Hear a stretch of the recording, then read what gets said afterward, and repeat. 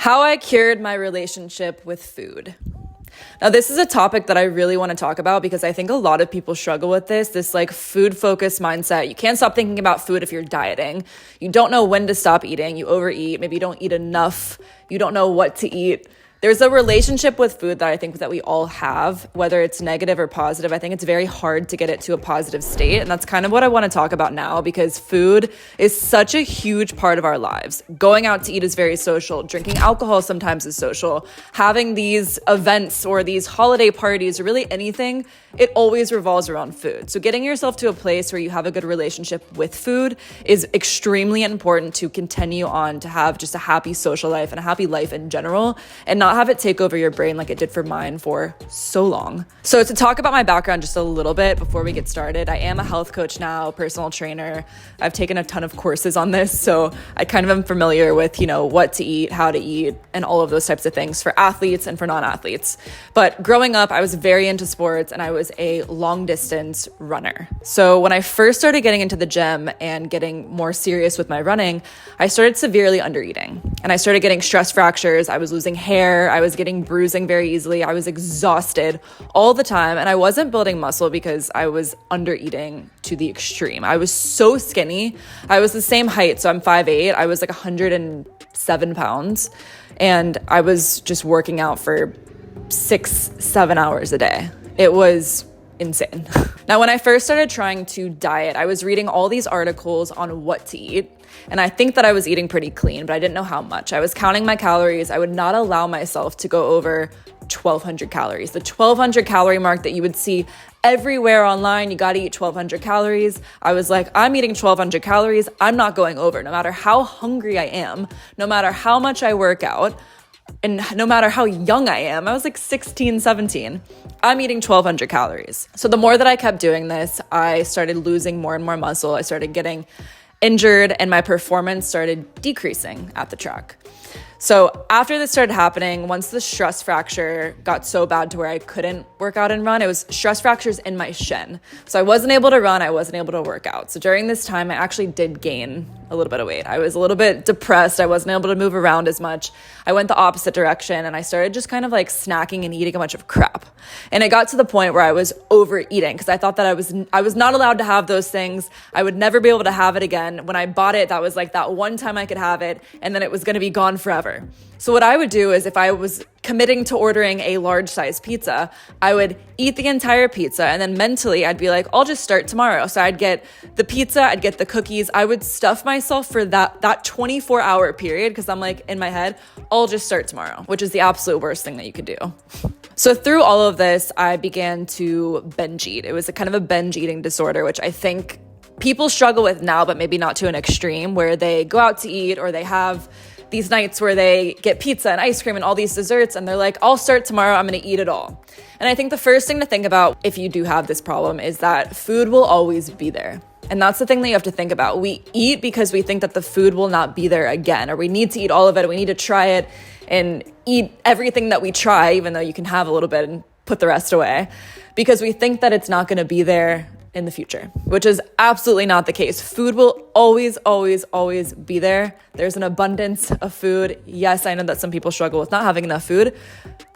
That's a different topic. I'm saying for if you want to get chips or Cheetos or something like that, you do have to keep in mind that food will always be there. After I dealt with the binge eating cycle, I began to do bikini competitions and I was healed enough again to start running.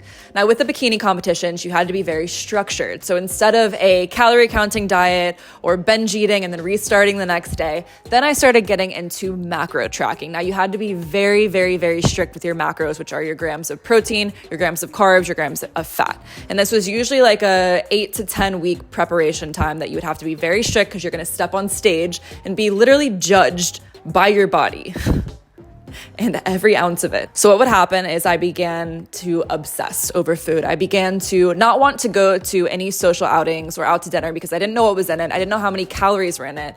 And I didn't know how to structure my day if I was going to go out to eat. And I just thought if I didn't go, it would make it better. But this also led to being isolated. It led to being too extreme to where then when you're sitting on your couch on a Friday night because you didn't go out to dinner, you're thinking about food the entire time because you're like, I didn't go out to dinner. when's my next meal? When's my next meal? It was so regimented. Every 3 hours or 4 hours you would eat. And it was such a structured program that you just were constantly thinking about food, extremely food focused. And you would get to the point where you would do these shows and all you would think in your mind is like, what can I eat after? What's going to be the treat after that I eat? And you would like prepare for that and be so excited for like 1 or 2 days. I'm just going to eat whatever I wanted. Again, binge eating. So I've been through all these different types of dieting. I've done the thing where you do paleo, you do gluten-free, you do dairy-free, and all of these things. It all has a restriction to it, which leads to restrictive eating, which is the absolute worst thing that you can do. And I would always go through these phases of liking my body. Then I would eat too much and be bloated. I would hate my body. I would like it. I would hate it. I would not want to be in a bathing suit. And then I would feel comfortable. And it was always this up and down where it was exhausting because I'm like, which week are we going to fall on this time? If I fell on a bad week, I wouldn't want to do the social thing. So it's the best feeling is when you just feel comfortable all the time where you can say, yes, I'm doing this. Yes, I'm doing this. Yes, I'm wearing this. Whatever the case may be, and you just know that you're going to have a good time, you feel comfortable, and you're not stressing about how you look in the bathing suit or how you look wearing this or whether you're going to overeat or regret it the next day or anything like that. It's the absolute worst feeling that you can have, and I always like try to strive to help people with that because I know how it is. So I want to quickly talk about some tips that really helped me and hopefully it'll help you too. So the first thing is knowing that food will always be there. You will always have an abundance of food. Keep the abundance mindset, not a mindset that it will never be there and you are not going to be able to have these foods or the amounts of foods that you want in the future. There's an abundance of food. It will always be there for you when you're ready. The second thing is what I like to do is let's say there is a dessert that I really want. If you have a trouble with controlling it or you have trouble with overeating something, what I always say is to eat the thing that's going to fill you up and that your body needs first. For example, if you need protein in your body to help fuel your workouts, to help you build muscle, protein will also keep you fuller for longer. That's something to keep in mind, and fiber will as well. So what I always like to do is I'll eat the things that are higher volume foods first. I'll fill up on the things that I know that I need for my meal. I eat to fuel my body. I don't eat for satisfaction. I take bites of things and try them for satisfaction, and then I'm done. I have what I want and then I'm done. But to actually fill my body up, I fill it up with the foods my body needs. So if there's a plate of chicken or vegetables or sweet potatoes, something that's really healthy and I know will, make me feel good, I'll eat that first. I'll fill up on it. I'll feel good. Then I'll have, a bite of whatever I want. I'll have some cake or some cookies or whatever the case may be. I'll have a little bit and I'll put it down. And I'm like, if I want more, great. I'm not still hungry because I filled up on the good stuff, but I'm allowing myself to have these treats and I'm eating it very slowly. If I want more, I'll take it. That way you don't regret it because you're not filling up on these empty calorie foods first. And then you're like, oh, I don't want my real meal that's actually going to benefit you the most. So the second tip is slow down, eat your real meal first. It's like when your parents told you to eat your vegetables first. Do that because it actually really helps you. The third thing is dehydration of any kind will cause you to feel like you are hungry. It's going to feel like you are starving, like you need more food, but in reality, you might just be really thirsty. So always make sure that throughout your day, if let's say you're going out to dinner at night, make sure that you're drinking a lot of water throughout the day. You should be anyways, because it really helps with digestion. It helps with energy levels, with bloating, skin, their list goes on and on. But make sure you're well hydrated because you're going to feel so much better if you are. The next thing is don't call yourself gluten-free or dairy-free or whatever free and that you cannot have these things unless there's a reason behind it. There might be an ethical reason behind the fact that you don't want to eat meat.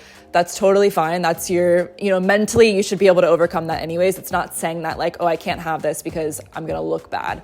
If that's the case, I always feel like there's an end date on that. If you're doing it for a specific purpose that has nothing to do with looks, it always lasts a little bit longer. So if you're doing it specifically for looks, do not tell yourself that you can't have something unless you actually physically see a sheet of paper with an allergy and tolerance to a food. If you get allergy tested, you realize, oh, I am, I can't eat dairy or I can't eat gluten.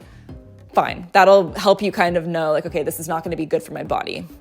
If that's not the case, do not cut out any type of food groups at all. The next thing is really educating yourself on the ingredient list. This is something that really helped me later on once I kind of got used to eating what I wanted and the amounts that I wanted. And I'm able to maintain my body weight and maintain my frame pretty much like all the time. I don't really find my weight goes up and down at all. I do not get extremely bloated at all either.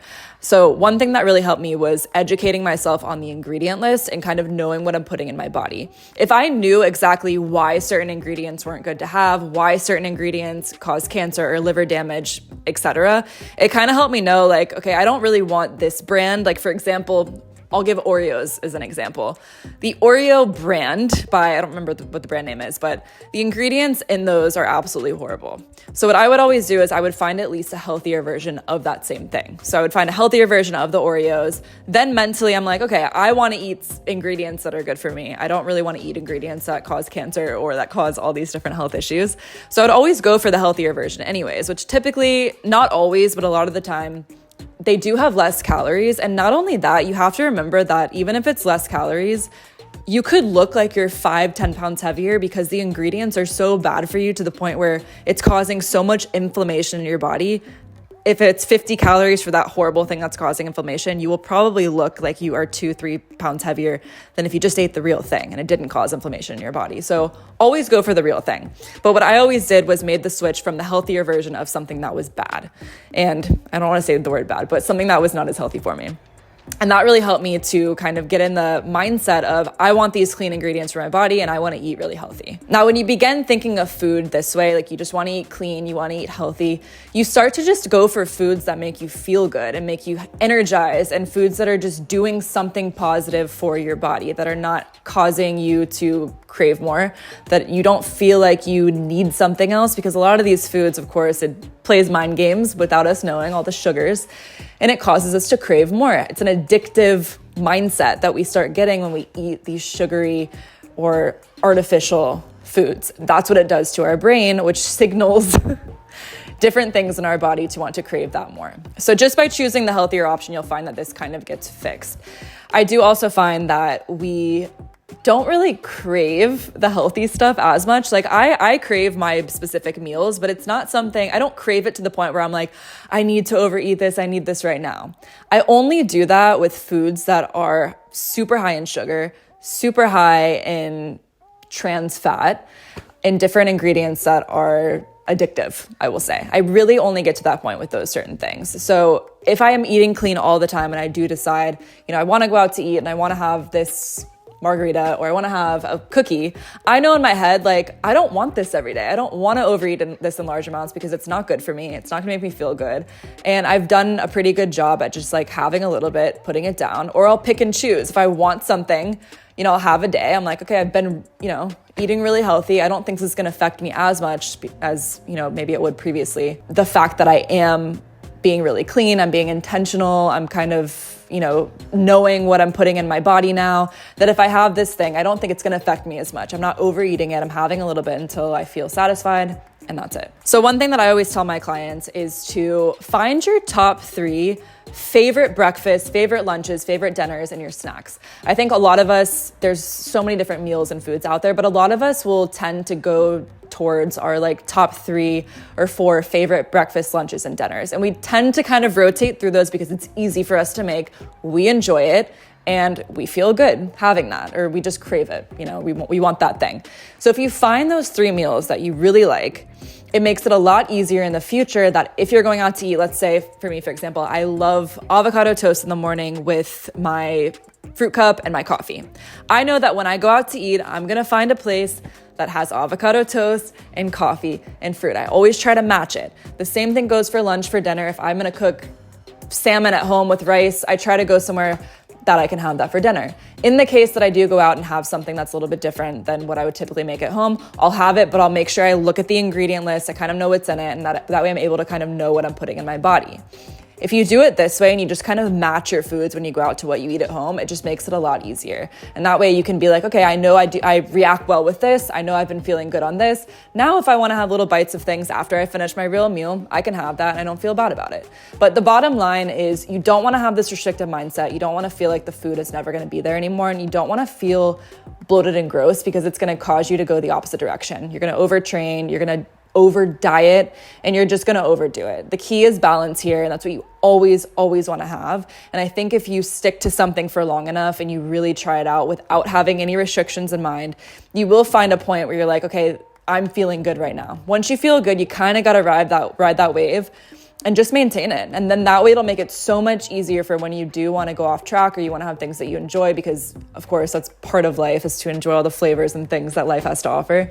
And that way it'll make it a lot more easier to just stay on track for the years and years that you are eating healthy and working out, because we all should be anyways. Working out and eating healthy is for the rest of your life. It's not a 10-week program or 12-week program. I tell everyone this. It is your entire life. You want to feel good. You want to be healthy. So always just keep that in mind. So I hope this helped, and I will see you guys next time.